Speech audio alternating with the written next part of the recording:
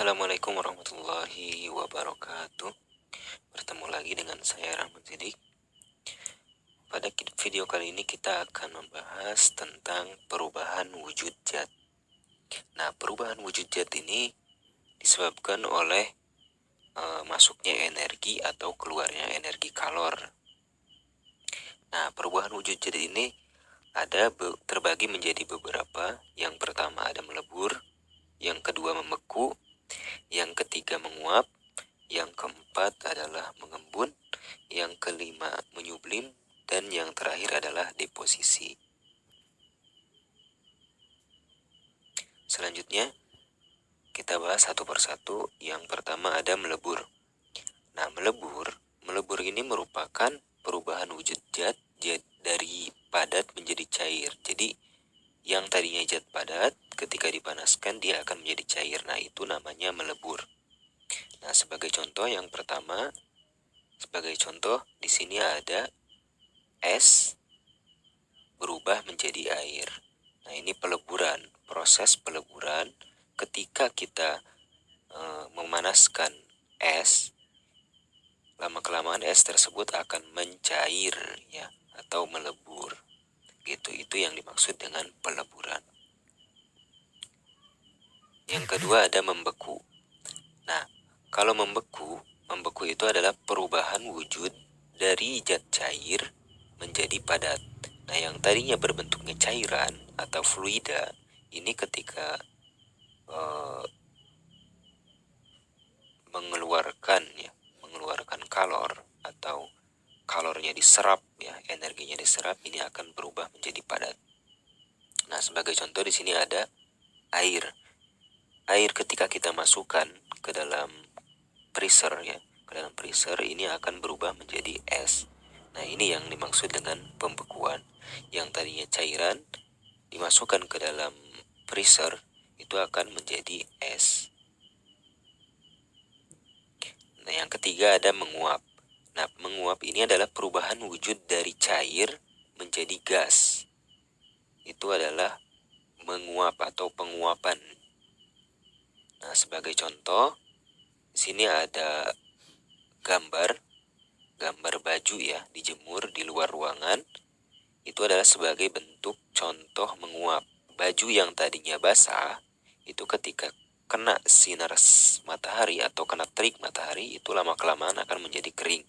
Nah, air yang ada terkandung di dalam baju tersebut mengalami penguapan sehingga baju tersebut menjadi kering. Atau contoh yang kedua, ketika kita memasak air. Nah, lama-kelamaan kita memasak air, jika kita diamkan terus-menerus, maka air tersebut akan habis, berubah menjadi uap air. Nah, itu yang dimaksud dengan menguap. Selanjutnya ada mengembun. Nah, mengembun ini perubahan wujud dari gas menjadi cair. Ini kebalikan dari menguap ya. Perubahan wujud dari gas menjadi zat cair.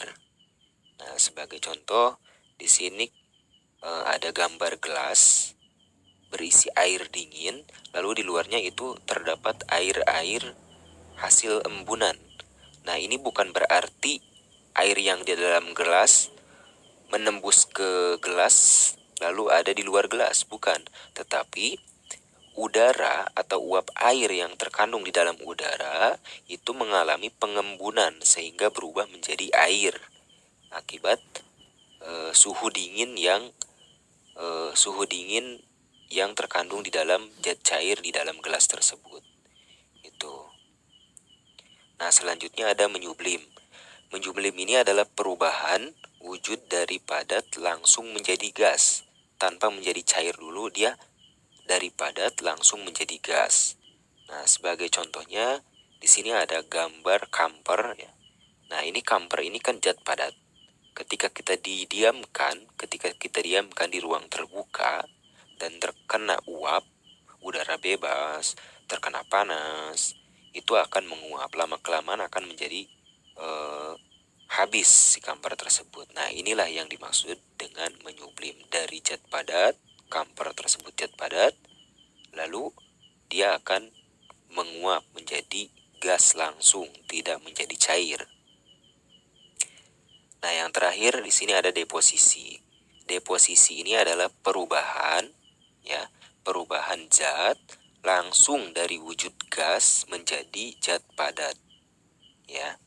Nah, sebagai contoh, di sini ada gambar putih-putih salju, ya. Nah, ini sebagai contohnya yaitu pembentukan salju dari uap air, ya.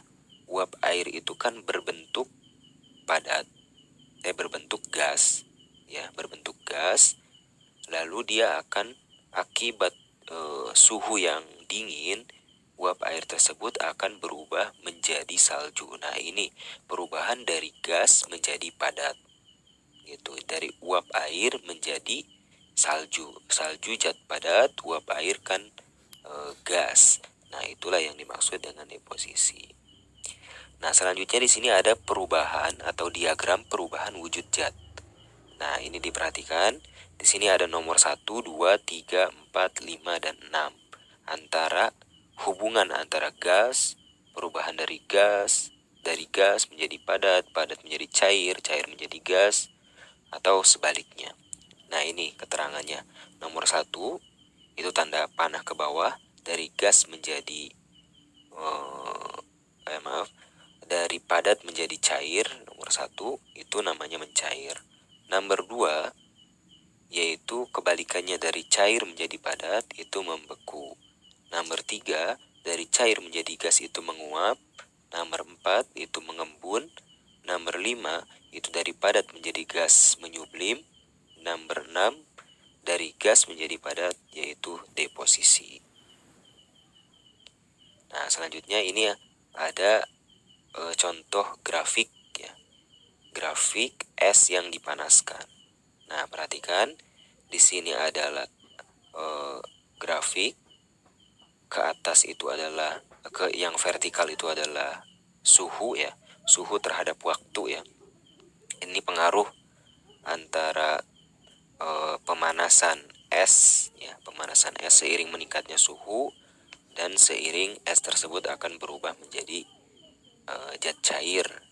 Nah, diperhatikan di sini ada fase padat dari titik A, ya, dari titik A di bawah 0 derajat, ya, di bawah suhu 0 sampai ke suhu 0, ya, ke titik B itu fase padat.